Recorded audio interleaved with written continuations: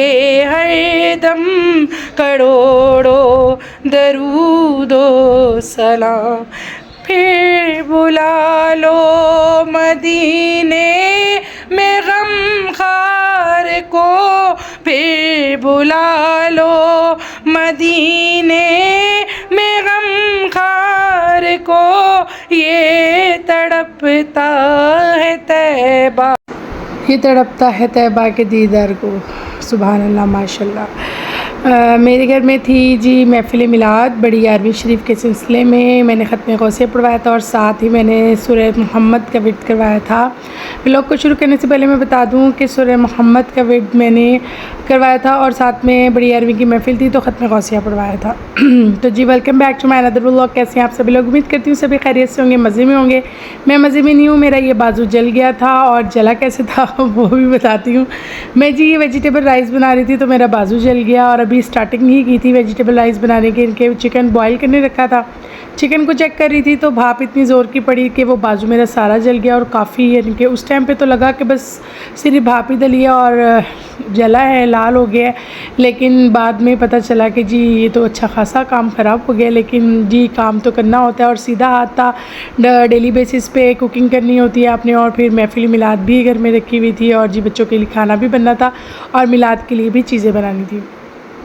मिलाद मेरी ज़िंदगी में बहुत अहमियत का हामिल है और साथ में सूरह मोहम्मद जो है ये वैसे तो कलाम अल्लाह, तो कुरान पाक जो है वो पूरा ही जो है हिदायत का सर चश्मा है और इससे आप कोई भी परेशानी हो, मुसीबत हो, कोई भी आपको तकलीफ़ हो, आप कुरान इलाही के ज़रिए जो है कलाम इलाही के ज़रिए उसका हल तलाश कर सकते हैं। बस इंसान की अक्ल है कि वो अल्लाह के अलावा और अल्लाह की किताब के अलावा और अल्लाह के महबूब मोहम्मद मुस्तफ़ा सल्लल्लाहु अलैहि वसल्लम के अलावा किसी और इंसान के पास ना जाए।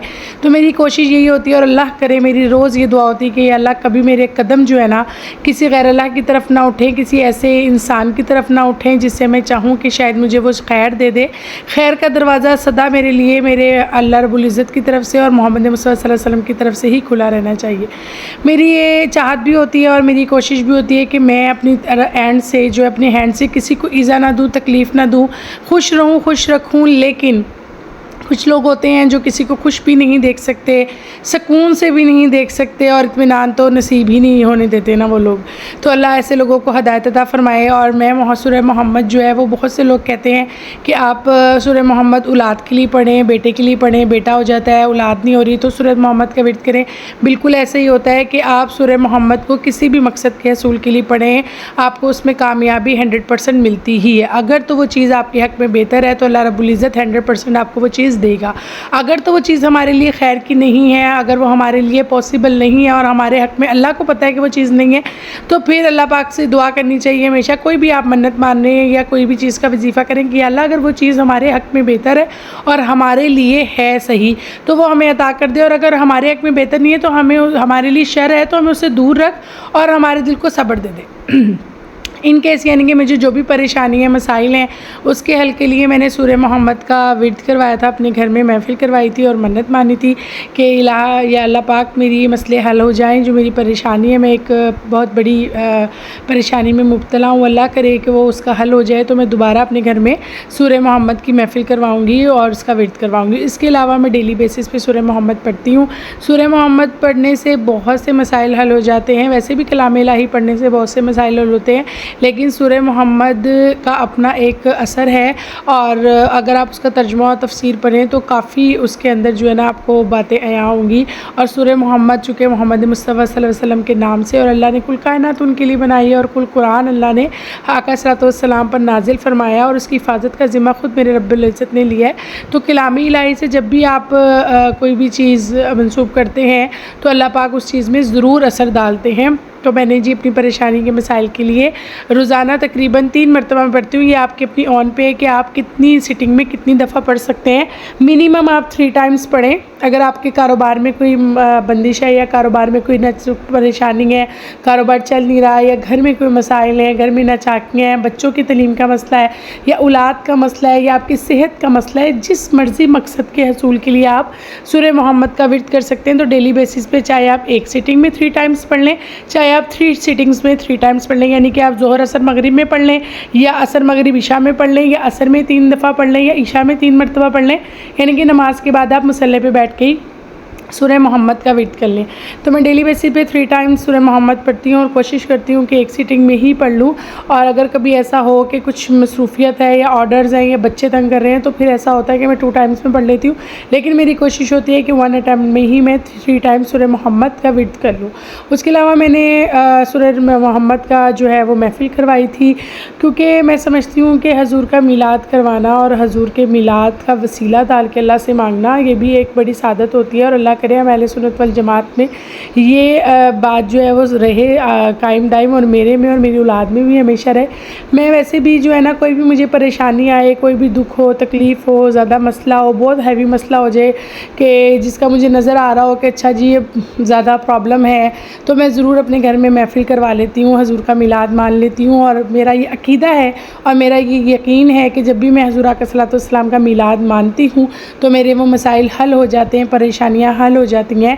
और सूरह मोहम्मद जो है ये मेरी बड़ी एक अच्छी जानने वाली है, उन्होंने मुझे कहा था कि आयशा इसको तुम अपना ना बना लो सूरह मोहम्मद का विर्द करने को ना, कि तुमने डेली ये पढ़नी है, तो आप देखना बेटा आपको कितनी आसानियाँ मिलेंगी। तो मेरी बहुत सी ऐसी ओल्ड वुमेन से बहुत ज़्यादा अटैचमेंट है, बातचीत रहती है, वो भी महफ़िल में आती है, मैं भी उन लोगों के घरों में जाती हूँ, तो बहुत ज़्यादा वो एक होता है ना, एक बंदे का अटैचमेंट होती है थोड़ा ओल्ड पर्सन से, मेरी इस तरह से है। तो उन्होंने मुझे ये कहा था और उन्होंने मुझे कहा आपने लाजमी बेटा पढ़नी है, आप खुद चेंजिंग देखेंगे। और वाकई अल्लाह का बड़ा करम है, जब से मैंने सूरह मोहम्मद को अपनी लाइफ में ऐड ऑन किया है ना, वाकई बहुत से ऐसी मुकामात होते हैं जहाँ मुझे लगता है अच्छा यार, लेकिन एकदम से सेटल डाउन हो जाता है। मैं कहती हूँ वाह सुभान अल्लाह, अल्लाह तेरी शान करीमी पे सदके जाऊँगी, तूने इतनी बड़ी मुश्किल से मुझे किस तरह बाहर निकाल दिया।